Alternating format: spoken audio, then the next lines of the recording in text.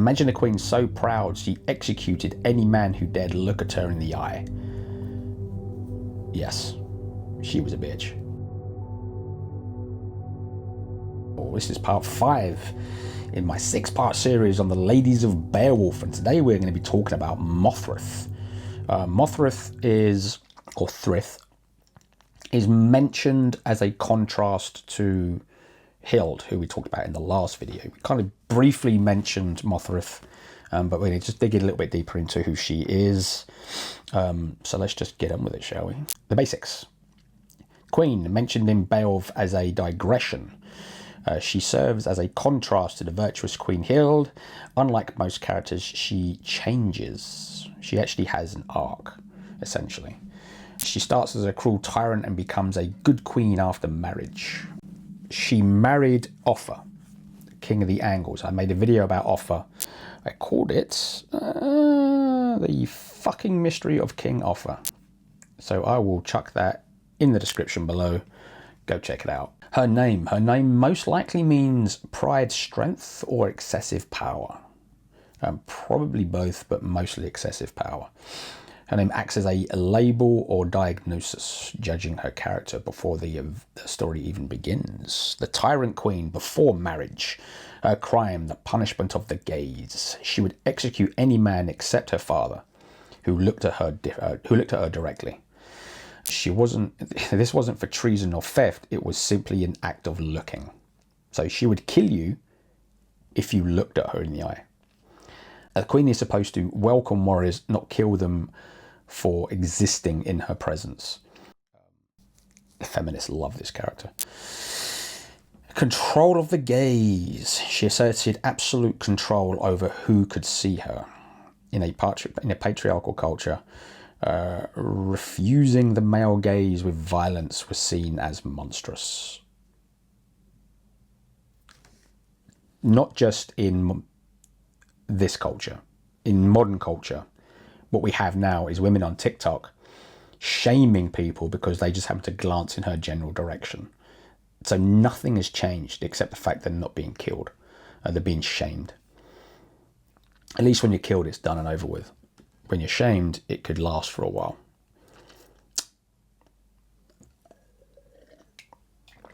I'm sure if Modthryth had TikTok, she'd have done the same thing. She marries Offa, king of the Angles. Again, video down there. Immediately she stops her cruelty and becomes generous, famous, and beloved. The meaning of change. The poem suggests that a marriage to a strong man cured her. I don't think it cured her. That's a dumb word to use, cured. I think it had more to do with the fact that he put the fucking brakes on her. It implies that female power is dangerous and wild until it is brought under male control. No, it's not female power that's dangerous. This is an individual situation because we have women in this poem who have power but choose to be altruistic with that power. They choose to be generous with that power. She wasn't. She was a cunt. It's that simple. Does YouTube like that word? I'm pretty sure it doesn't. It implies a female. So when you say that the patriarchal ideology, it implies that female power is dangerous. No, it implies that her in power is dangerous. This individual person is dangerous, given the fact that other women are not. Not in the same way, anyway. Her power becomes legitimate only when she uses it to support her husband rather than her own independence. And again, it's using the word independence. Uses to support her husband rather than her own independence, or maybe her own vanity, her own self-absorption, her own narcissism. Do all those things come under the umbrella of independence? I don't think so. When feminists write this stuff, it kind of makes me laugh. The bad queen archetype, proud, cruel, hostile. Now, we see this a lot, especially in fiction. Oh, actually, mostly in fiction. The bad queen. Disney has lots of them. I mean, old Disney, not new Disney, old Disney. Feminism has gotten a hold of new Disney. It's become shit. Go back to the old Disney where that shit was awesome. She loves what happens when women violate social norms. She is a cautionary tale. She loves what happens when she violates social norms. And you're telling me she's not a narcissist or a psychopath. She's just, you know, independent, powerful woman, boss babe bitch, all that kind of shit. She highlights the virtues of Hild, who is generous, and Waltheo, who is diplomatic. That's power. Having control in the background of what's going on is more powerful than just having people executed simply because you don't like the way they looked at you. When you show everyone in the room that you're a cunt, no one respects you. But when you're able to weave in the back and control things, to me that's far more powerful and attractive. Feminist perspectives, because we haven't had enough. Some modern scholars argue that she wasn't just crazy, she was refusing to be objectified by men. No, because you literally said that when they look her in the eye, which isn't objectifying. If he was looking at her boobs or her ass or a naked body, that would be objectification.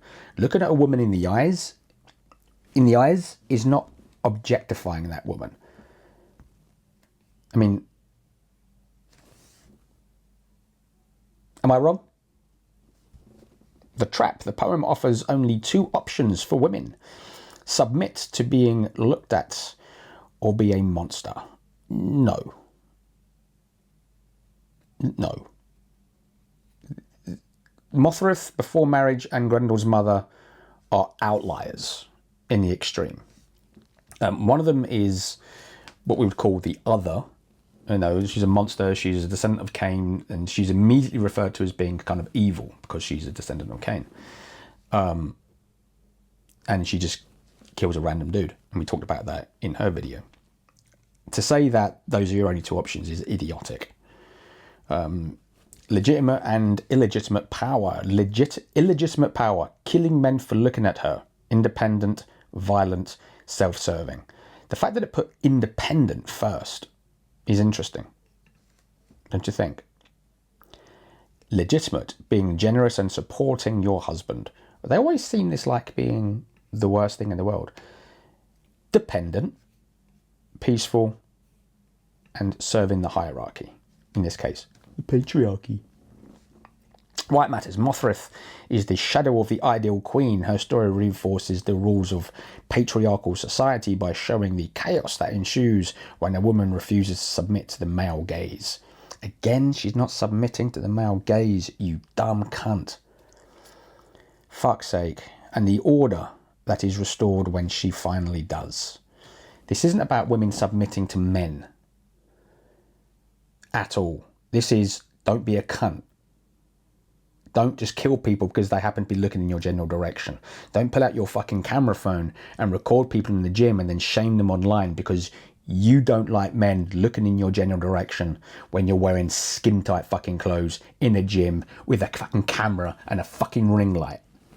They're probably looking at you wondering what the fuck you're doing. She remains in the shadows in the hall, reminding us that power, once tasted, is never truly forgotten. And, in the wise words of Ragnar Lothbrok, power is only given to those willing to lower themselves to pick it up. I love that line so much. Anyway, part 6, the final part of the series, will be out on Friday. And we'll be talking about Hildebra. And we're going to have to dive a little bit deeper into something else to get a context of who Hildebra is. And we'll get to that in the next video. Anyway, the YouTube algorithm thinks you'll like either one of these two videos. Don't forget to subscribe if you're not subscribed. Like the video if you like the video. And I'll see you in the next one.